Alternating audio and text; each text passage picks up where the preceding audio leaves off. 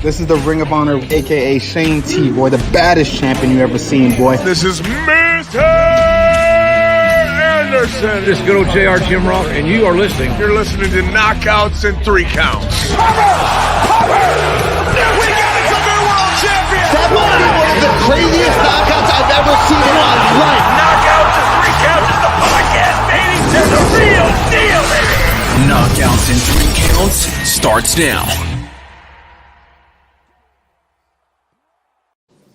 Ooh, what up, though? It is another Tuesday. I have survived Chicago. I made it back. I saw Uncle Chase kick ass at Effie's Big Gay Brunch. I saw All Out. I saw Kip Sabian almost kill a guy right next to me, and I saw FTR jump in the front row. So Chicago was a good time, and you know what else is going to be a good time? We've been hyping it to the high hell. If you guys are in the Detroit area or in the surrounding areas, you need to be in the building September 9th, Corey. That includes you too, because we've got Circle 6 Catalyst going down, a hybrid ladder match, and we're talking about a hybrid ladder match. We might as well have one of the men inside said ladder match. We've got the man himself, Jake Crist. How you doing, brother, man? I'm doing great. How are you? Hey, man, I can't complain. I survived another day at the post office, and that's right, Donald, the fire starter is in the building. What's up, fellas? How you doing? What a great looking podcast. What a great intro. Yeah. I already put you over a couple minutes ago, but I'm going to do it live on air. What a great setup you have, my friend. Thank you for this wonderful production value you got going on. It makes everything make it worthwhile to take this time out of the family to give to you. So it's awesome to see that you guys put some time and effort into it. So thank you guys for that. Hell yeah, man. Like I was saying before we went on the air, you know, we've been around 6 years and things look a lot different now than they did. But, you know, it's funny. A pandemic will force you to have to start figuring out how to do a lot of things on your own. And, you know, it gives you a lot of time to look at this thing called Google and figure out that there's such thing as the Fiverr app. And you start figuring out, oh, shit, I could just spend a couple bucks and these people can make all this shit for me. And then we just look better. So, you know what? They always say scared. Hey, you know what? They say scared money don't make no money. But if you ain't going to spend no money on your own stuff, I'm a firm believer that nobody else is going to want to spend the time on it. And since we've got people watching, clearly somebody is spending the time to watch it. Donald has already gotten out his weekly fuck GCW chant. I actually enjoy.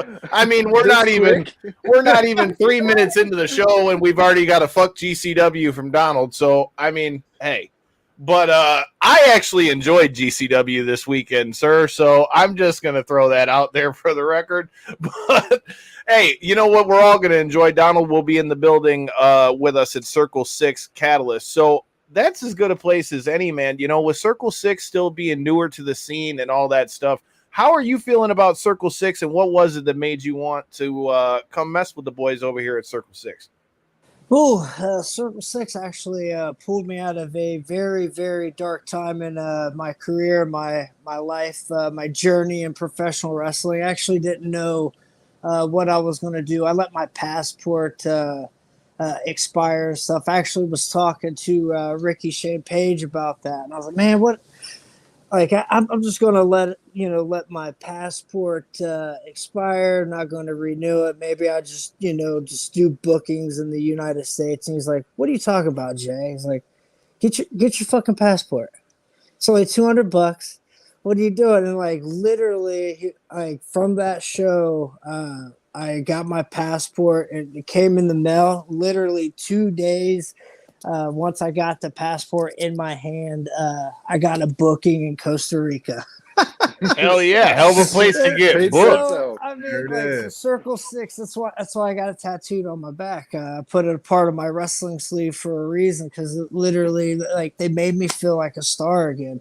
So, like, I was in a time where I was literally not the best shape of mind, and I didn't know what my future was going to be as far as me. I was at that crossroad. What am I going to do with my career? What am I going to do with my life? I'm approaching a 40. So I mean, it's like, what do I do? So they literally helped me through a dark period of my time, and I can't thank them enough for the help that they've given me, just by that boost of confidence of like, hey, why don't you come out to LA for our first show? Being a Midwest kid, being flown out to LA, it makes you feel like a huge star, you know, like you see those palm trees. It doesn't matter how many times you see them. I've seen them, you know, throughout the years, many, many times. But it was that one time coming through with Circle Six that made me feel, you know, like appreciated and make me feel wanted again, if that makes any sense. Because Made you feel valued. Yeah, I didn't feel very wanted. Like everyone was pushing me aside, pushing me away. So it made me feel really good inside. So I can't thank Circle Six enough for what they've done for me. They've given me that confidence that I needed for sure. You know, and I've been doing this for 20 years. So it's like I said, I owe Circle Six a lot, and Mike and all those guys. Like I love them to death. I'll fight for them through thick and thin. Like I got them tattooed. Got them tattooed on my back for a reason. Yeah, that's a hell of a commitment. That's dedication. Kathy is here. Shout out to Kathy. If you haven't already done so, get yourself a damn twisted tumbler. See, get you one of them. You see them? Get you a twisted tumbler. Shout out to Kathy. But with that being said, you know, that brings up a good question and something I wanted to touch on a little bit. You know, you mentioned how Circle Six was able to help you out when you were at a dark time in your career. You know, for anyone that's followed you, you know, you and your brother were a tag team for a long time. You've been X Division champ in Impact and done all kinds of things in your career. I mean, what now on this run that you're on with Circle Six, and like we'll talk about in a little bit, our friends over at Clash and all the different places, like what's your mindset? Like what's the goal? What's the vision for you on this run you're on now? Because I mean, I've been seeing you do so much dope stuff as we're going to get to talk about here with this hybrid ladder match. But I mean, I feel like the Jake Crist that we're seeing now just seems to be in like a total different headspace, total different mind frame. And I just kind of wondered what your thoughts are on that. Yeah, you've hit the nail on the head right there, man. A sober mind will change your thinking and perspective upon life, and that's exactly, you know, what happened. Man, I'm almost 2 years alcohol free, you know, free and clear and sober. So think you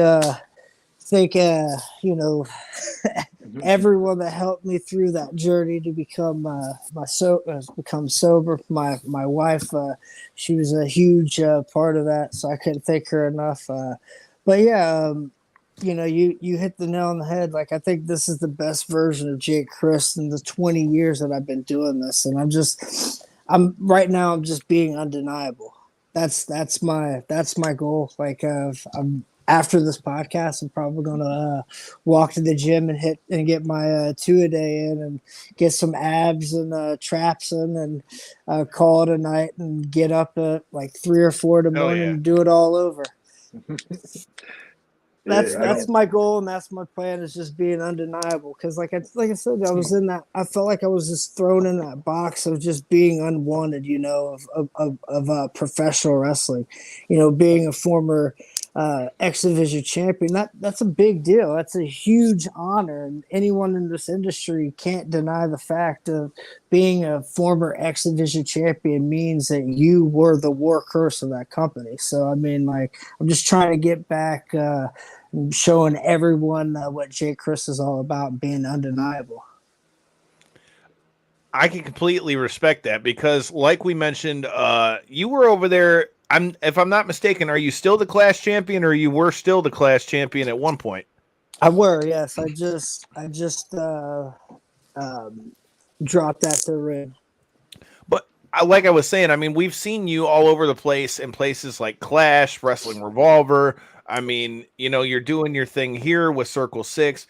I mean, you have been on, you know, quite a run. And like you said, winning an X Division championship for Impact is something that anyone who knows anything about wrestling at this point knows, that if you're able to win an X Division championship, that means you know what the hell you're doing inside that ring.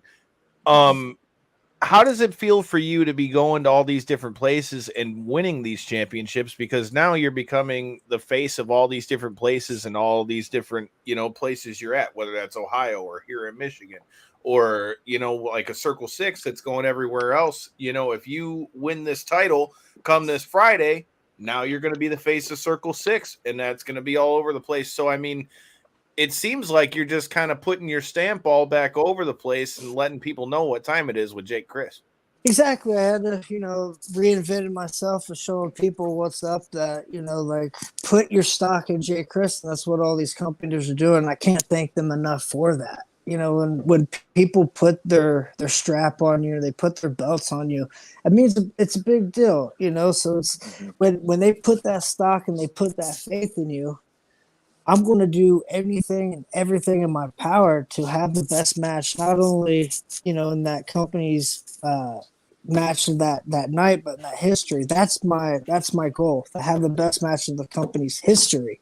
Not just to steal the show, but have the best match every time I go out there. And that's always kind of been my mindset throughout my whole wrestling journey or career or life or whatever you want to say. I like to call it a journey. Like my wrestling, once I started in this journey of professional wrestling, it's always been my mindset. Because you never know when is going to be your last match. I could, not to get dark or grim here, but it could be flying home, or it could be driving home, and an accident might happen that could end up being the last match. Jake Crist, and any fan out there, even if it's one or two, that is a big fan of me that want to. My favorite wrestler was Eddie Guerrero, so of course you go back and watch their last match. His last match was with Mr. Kennedy. You know what I mean? So it's like if anything was fortunate, anything bad like that was to happen, it ended up being, my last match. And my fans end up going back and watching it. I just want them to be proud of it. I want to be proud of it. So that's always kind of been my mentality is, you never know when it's going to be your last one, so make sure it's a good one. Yeah, I mean, not to compare it to musical artists, but same type of deal. Whenever a musical artist dies, everybody immediately flocks to their last release song, or hey, what do they have coming out next? Because this is the last, the final song, essentially. Yeah, that's always kind of been my mentality of being a professional wrestler. Want this match to be good enough for it to be my last. Whether that's good or bad, I don't know. All right, in the comments, loved your big dive. First fun, hoping the ladder match is longer than your last match last time here. Well, I'm going to just take a wild guess that with it being a ladder match and with the rules of said ladder match, I got a feeling that it's not going to be a short match. And with that being said, I mean, you've got quite the opponents. And, if anybody who's following us at KO3C Pod and saw the promo of yours that we posted over there, looking at that pro. Hey, man, anything I can. That love. Always appreciate that. Hey, man, that's how we roll out here, dude. Hey, I'm not arguing that. Hell of a backdrop there. I wasn't mad at it. And, it's funny. You were talking about a past guest of this show and Zachary Wentz as well. So, that's as good a place as any to start about with your opponents. That was one thing that I really picked up on about that. You said that he came into your life quite a long time ago. So tell me your thoughts on your opponents in this match. I guess if any place to start was Zach. Well, Zach came into my life when he was freshly out of high school. So he had the bright-eyed, bushy-tail look to him. So to see the man that he's become, I couldn't be more proud of what I am today of Zachary Wentz. But the guy that I've known the most in this match, or the longest in this match, is Ricky Shane Page. I've known him for probably 16 or 17 years at this point. I think I was like maybe 2 or 3 years into my career when I met RSP for the first time at Cleveland All Pro Wrestling. Woo! Cleveland All Pro. That's so awesome. JT Lightning was a for real like promoter, like old school last of the promoters. Like he was legit. He was legit. I loved working for him. Love working for JT. Well, with that being said, and you haven't said relationships with these guys, how does that prepare you headed into a match like this, a hybrid ladder match? And with that being said, like, do you think that gives you an advantage because you've known these guys so long?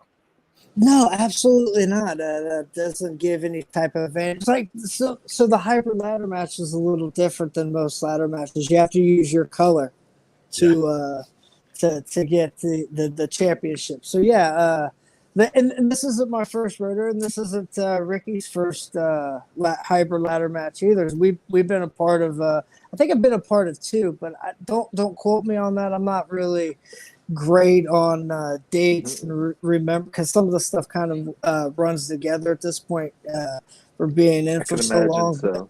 But yeah, like I believe I've been a part of 2 of those. But you have to use your color. My color is orange, so my favorite color. Hell yeah, that's what I'm talking about. Mine too. That's a great thing we got in common. You know, whoa. So are we making it? Are you making your official pick right now, Kyle? Is that what you're doing? Well, right I mean, shit. I mean, he just said we got the same favorite color. He's been on the show. I just got through saying we like to support past guests.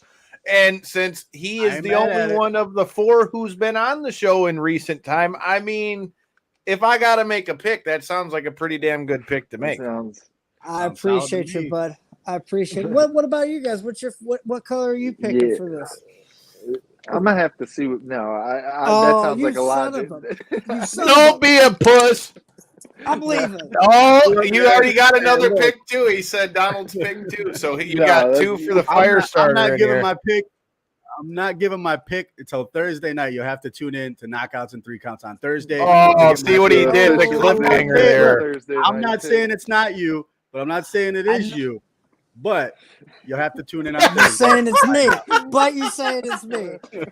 But he's saying that you need to hit that subscribe button so you can go back and watch this in post. And then when he wins anyway. I know what I'm doing on Thursday. I mean, I hope it's checking us out on Friday. Let's see what's up. When I look at you face to face on Friday, I'm either going to give you a hug. I'm in trouble on Friday, right? Get just a good be look careful. Don't make bets because don't make bets with J-Bone because J-Bone doesn't pay up on his end of the bets. Just ask Joe Bateman. Get a good look at this face on Thursday because Friday it's not going to look this pretty.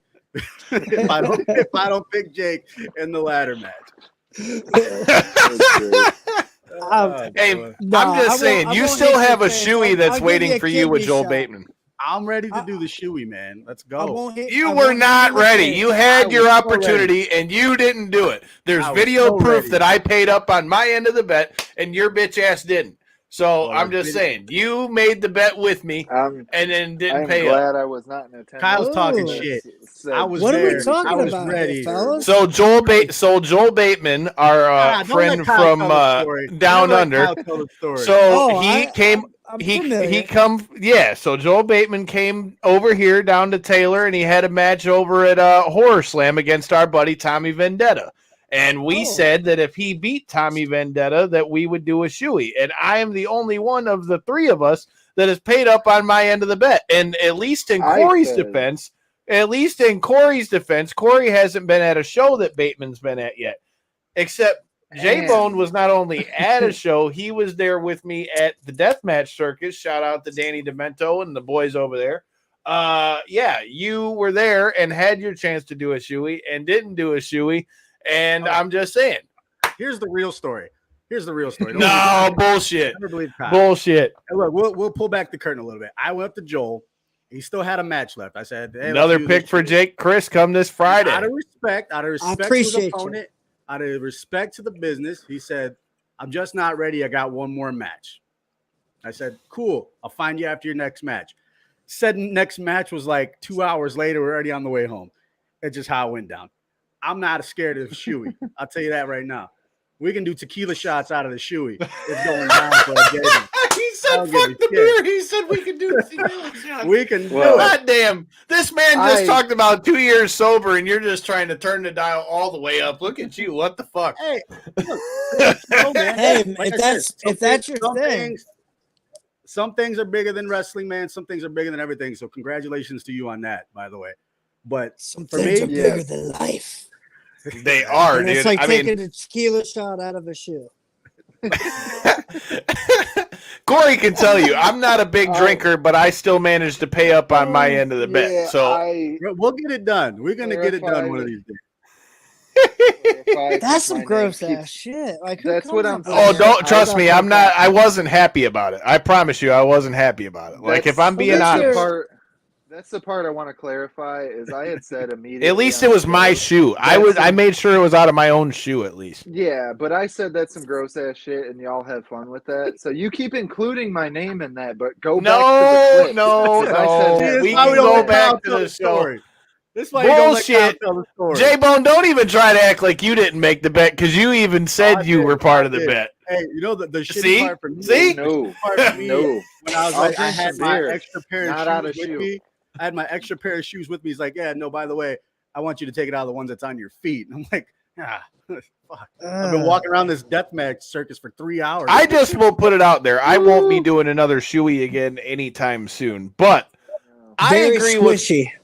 Yeah, you know, that's why, unfortunately for our buddies at Pro Wrestling Edge, they didn't think ahead of time and didn't bring another pair of shoes. See, I came prepared. I had another pair of shoes, so I just slid into the other shoes. We were good. I didn't squish. I didn't squatch, and I paid my end of the bet and did my thing as a man. So I'm just saying, I paid my end of the bet. Either way, but back to the business at hand, which is this Friday.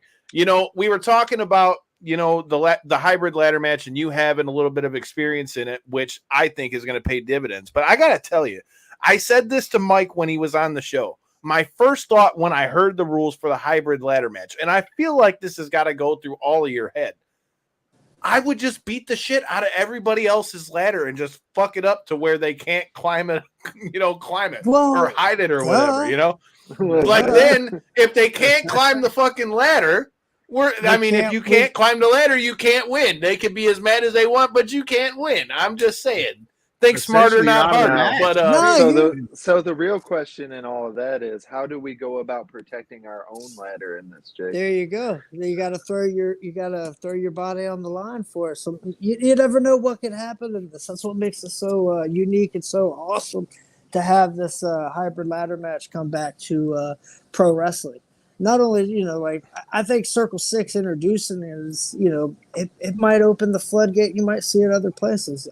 I'll be surprised if you don't see it other places after this. Because, I mean, like, the concept of having to use your own color and own ladder to win said championship, you know, or whatever is being held up on the line, you know, is pretty cool in my mind. You know, being a part of the couple that I've been in the past, I think is definitely going to be helpful.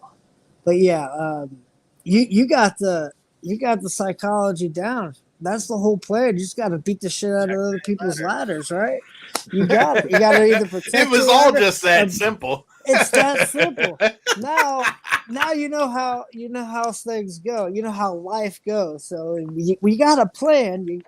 You just got to execute said plan. So, you know, Ricky, Shane Page, Zach, and Atticus, I'm sure is going to throw their ladders or wrenches or their bodies in my plan, you know, said plan. So you never know what's going to end up happening. I'm looking forward to it, especially with the three guys that I'm fighting, wrestling or whatever you want to say. So I got to ask you this question because it's been asked about 4 times in the comments now. So speaking of throwing your body in the way of things, you know, we've got both Piss Jug and we've got Greg Caton there asking about wanting us to hear a certain story. So can we please get the Jake Crist story of saving a guy from a car fire? Oh, yeah. Okay. Okay. Yeah, that I wasn't expecting. That just popped up. I was like, "Holy shit!" Like I was reading that as you were. I didn't know if that was your question or not. It just popped up as. Anyways, Yeah, sure. I was coming home with two friends of mine from South Carolina. I was coming home from PW. What was it? PWX. Yeah, it's PWX in South Carolina. It's me, my buddy Bobby. If you see me at a wrestling show the last year and a half, you've probably seen my buddy Bob or Bobby Olson, but I call him Bob.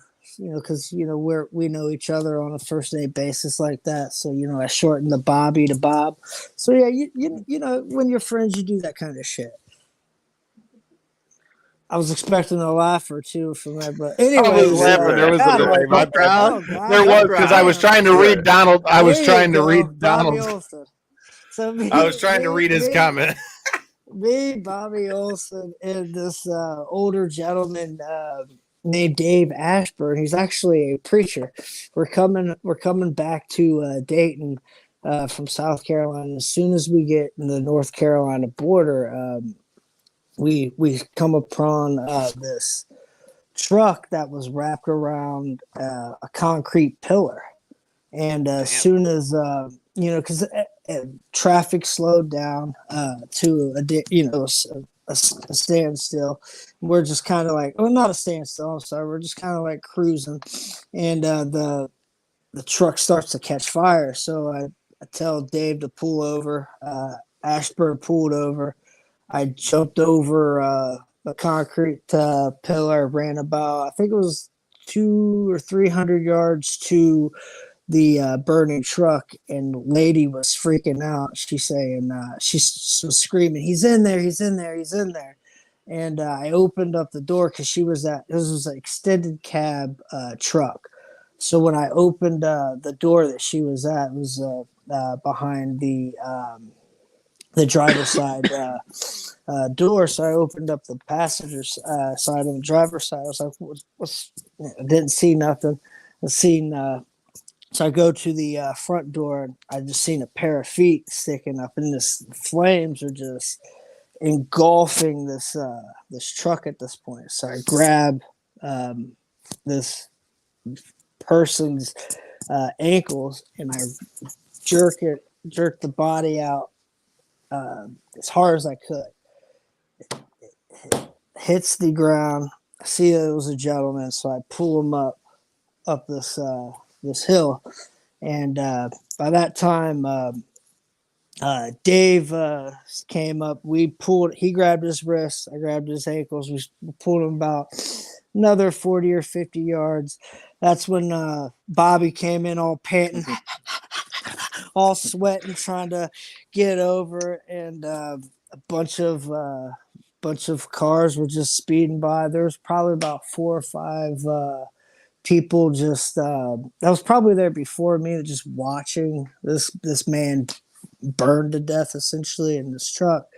And police, ambulance come, get them all loaded up, and I do my statement, and we get back on the road. And it was the most crazy. I think it was about 6 or 7 hours left to date at that time.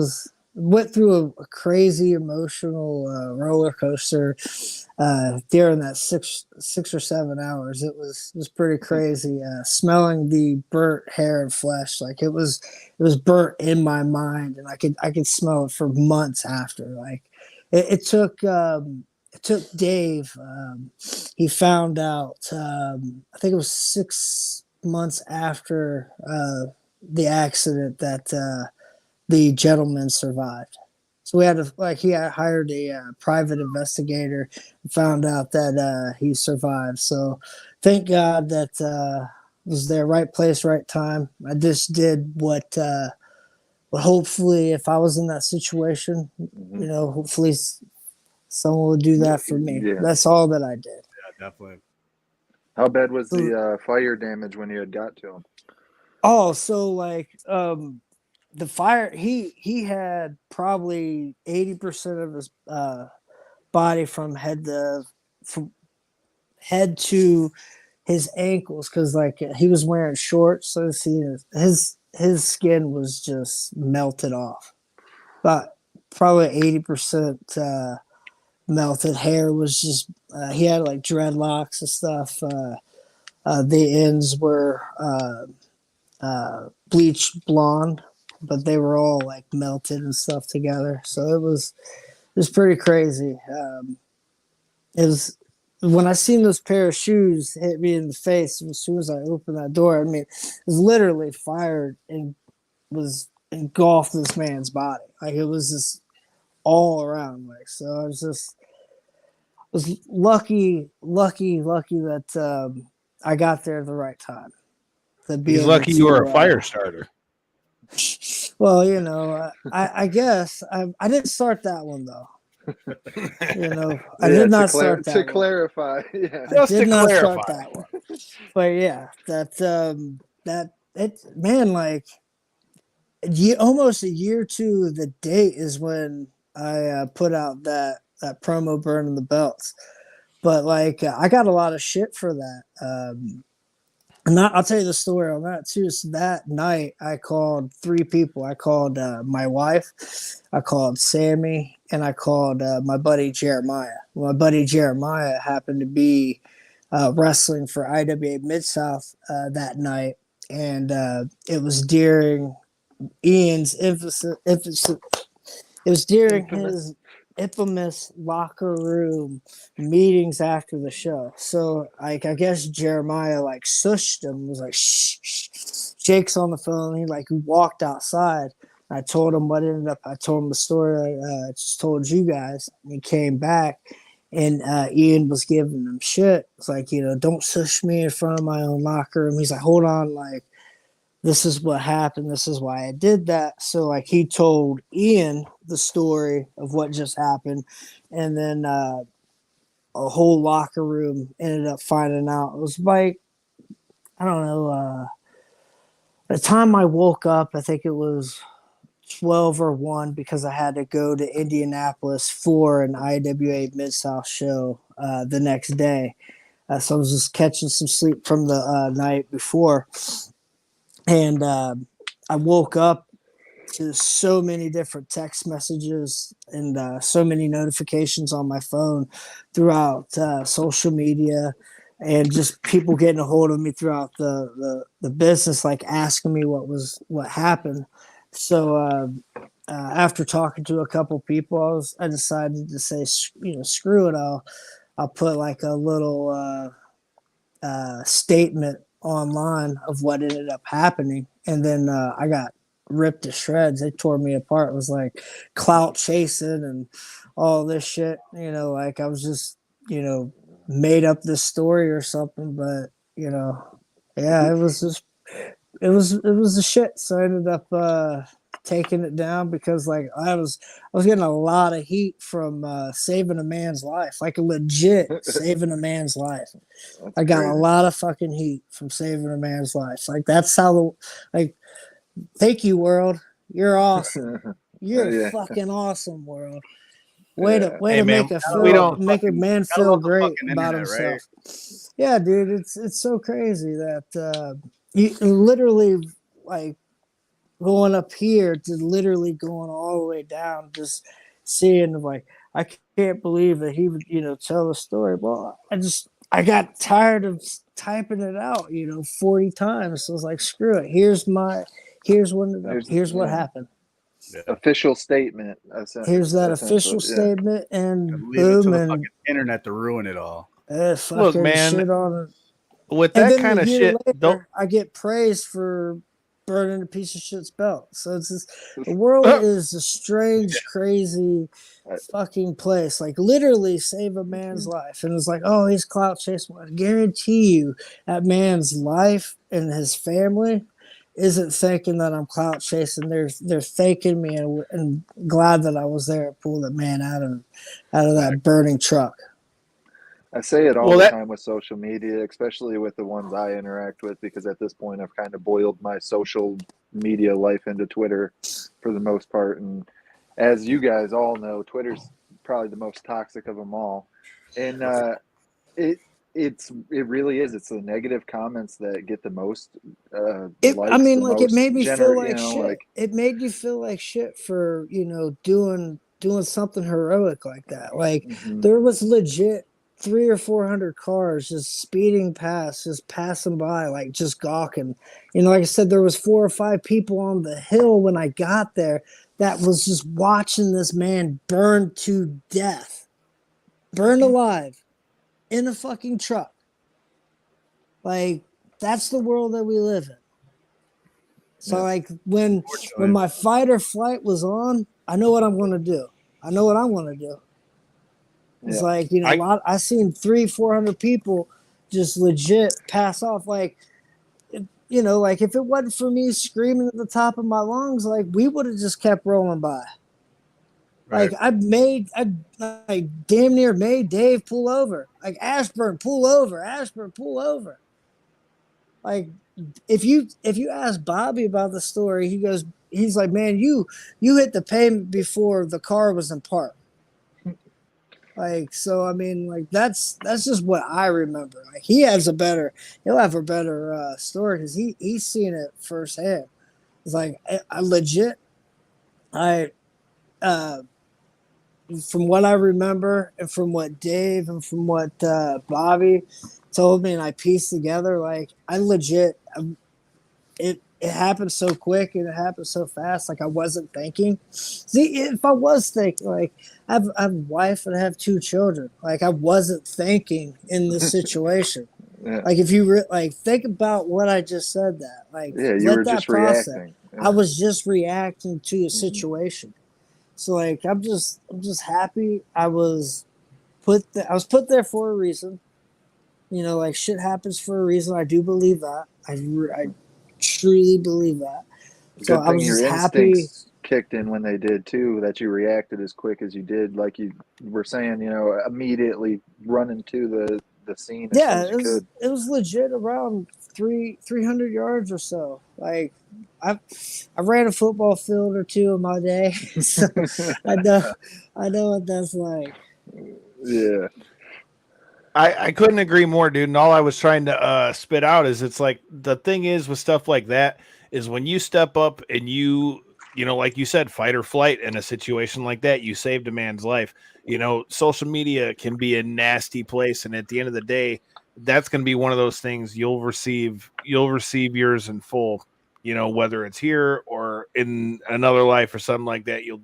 That stuff doesn't go unnoticed because like you said, there were hundreds of people that were passing by that, and you had the balls to go run in there and save a man's life. And now he's alive because of that. So, like, we just got into Charlotte. Like, if anyone knows anything about, you know, Charlotte, North Carolina, they know it's a huge, busy place. I mean, it was legit around 200 or 300 cars that was passing by. It was pissed off because they were slowed down. Yeah. You know, because of an accident. Because I mean, how many times, like, we've been running late to something, you know, a job or, you know, booking, and it's like, you know, a traffic jam hits and it's like, oh fuck, you know, like you immediately get pissed. That's just the instinct of the world. But, you know, like these guys were legit just pissed off because they were slowed down just a little bit. Because I mean, they were speeding by. Like these people in Charlotte were fucking speeding by. They didn't want no part of that shit. No part of that at all. Yeah. Like I said, all the respect in the world for that one. Well, dude, I know you've got a lot going on, so I'm not going to keep you much longer. But with that being said, you know, for anybody who is getting in here late or maybe on the fence about getting this show on Fight TV, which you're more than obliged over here to do, tell us, you know, if you got any last words for your opponents and how you think this hybrid ladder match is going to go down come this Friday. Well, you know, ladder matches are unpredictable. I think the hybrid ladder match makes it even more unpredictable. You know, I want to say this to these guys, these gentlemen's faces when I see them at the building. Let the best man win. Right. That's what it's all about right there, man. I like it. Short and sweet, dude. We're definitely going to have the link up at the building. Like I said, we're looking forward to linking up with past guests of the show, Vinny Massaro, and have to link up with you as well. Like I said, it's going to be a hell of a show, man. We haven't been hyping this for the last couple weeks for no reason. We're looking forward to being there in Detroit. And hey, like I told you, Mega Rand is going to be in the building with us as well. So you never know what's coming there. Like I said, Circle 6 is putting on a banger. Well, I know I said I was going to let you go, but I do got one last question for you because something tells me I was just about to put over Circle 6 too, but like think about what Circle 6 has done in the 5 months that they've been around. Think about all the different shows and all the different states that they've been. So like we're just scratching the surface of this thing. Like I have full faith and confidence in Circle 6. So, but what was your question, bud? So I agree completely, which is why we're one of the sponsors of said show. And shout out to Detroit's own Darren McCarty for putting us on to Circle 6 in the beginning in the first place. So, like I said, what a gent that fella is, huh? You're not kidding. Detroit we legend. talk about right, and to think that guy wants to spend his time listening to me flap my fucking gums is mind blowing. So, definitely shout out to D-Mac. You're not kidding, man. Shout out to D-Mac. We will see you this Friday as well, kind sir. I definitely agree with that because he's definitely been a big supporter of the show and definitely, like I said, he's the one that put us in contact with Mike and told Mike we were the place to go to promote that show coming up. So, like I said, much appreciated. Definitely don't got anything but good things to say about D-Mac. If you haven't already done so, make sure you go check out that new Unrivaled thing and watch him kick Claude Lemieux's ass. With that being said, we got this segment on the show. We call it Locker Room Etiquette, but it's not what you would think it is. Locker Room Etiquette for us in this segment consists of what are some of your pet peeves or things that piss you off or anything that you would say to a young guy that's coming in. Now, we've had everything, and now we've had the likes of Booker T, Josh Briggs from NXT. We've had Jimmy Smith. We've had all kinds of guys and girls come on and tell us what they thought.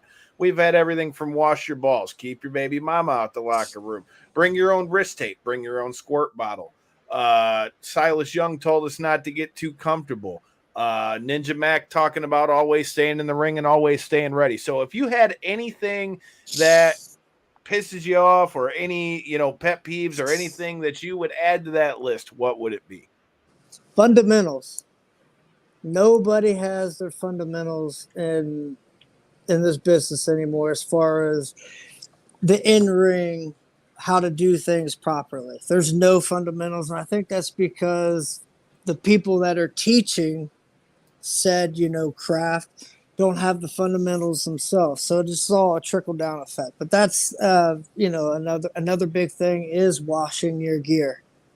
Keep your eyes and your ears open and your mouth shut. Like, there's all the things that you said are great advice, but man, learn your history, learn the history of the sport.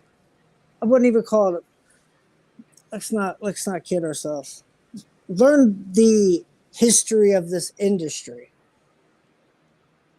All right, learn the history of the industry, and learn the fundamentals. Know the fundamentals. Know how to properly do the things. Know the ring positioning. There's no reasoning why I should be getting hurt on day one shit. You know what I'm saying? That was the big thing for me coming back into being thrown into independent wrestling during the pandemic. Like a lot of people was hurting me on some simple basic shit that you learn 2 or 3 days in. That you shouldn't be hurting people on. You shouldn't be stepping on my feet and all this shit. But, that's my thing. Learn your fundamentals. Know your history. Know why you're doing the things that you're doing. That's it. I said that's it. It's easy. It's easy. Write it down. Write it all down. See, if you write that down, you'll be straight. You heard it here first from the fire starter, Jake Chris. It's all good. Eat your vitamins. Say your prayers. Learn how to do your taxes with G3 payroll, tax and accounting, and tell them Knockouts and 3 Counts sent you, and you'll have some money come tax day. You're gonna be looking all right, and tell them Knockouts and 3 Counts sent you. See, stay humble. Get one hell of a tan. Learn how to do a leg drop. brother. Get you a cheeky baby tan, man. You can do one of those. Hey, dude, I ain't mad at it, bro. And and fuck you No, too. that's for real too, though. That's another big thing is these pale pasty motherfuckers, man. Like, get a tan, get a fucking tan. That's for real. Look Anyone the part, could be man. pasty. Unless you're Seamus, but Jesus, well, there's exceptions to the rules. Seamus is that exception. there's He's still there's- a big built motherfucker there. You can still see definition. holy hell, like, him and Walter I'm talking just beat about the piss out of each other. Yeah, I'm talking about those pasty guys that you see on every independent show and every Looking like show Count on Dracula. TV now. Yeah, like come on. I'm here to suck your blood. No. No.